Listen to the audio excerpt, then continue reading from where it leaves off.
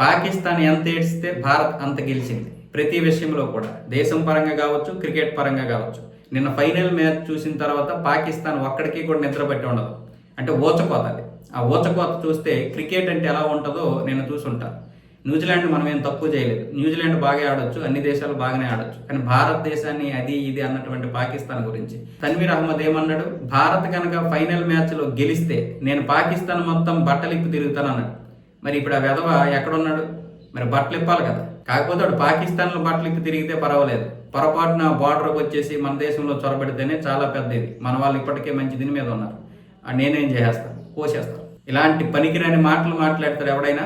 ఒక professional cricketer అనేవాడు నేను బట్టలిప్పు తిరుగుతాను, వాళ్ళకి అంత సీన్ లేదు, 33 బంతుల్లోనే సెంచరీ చేసేస్తారు న్యూజిలాండ్ వాళ్ళు, ఇలా ఎవడైనా మాట్లాడతాడు. అంటే రెచ్చగొట్టే విధంగా ఏ టీంనైనా పొగడొచ్చు, తప్పేం లేదు.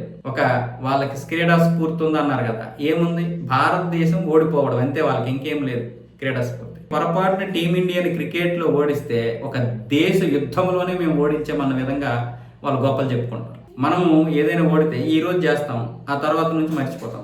కానీ పాకిస్తాన్ వాళ్ళు ఎప్పుడు భారతదేశం ఓడిపోద్దా అని చూస్తారు. చివరికి వాళ్ళు మనల్ని ఓడించడం చేతగాక వేరే టీంలో ఎక్కడైనా సరే ఓడిపోతే సంబరాలు చేసుకునే పరిస్థితికి వచ్చేసారు.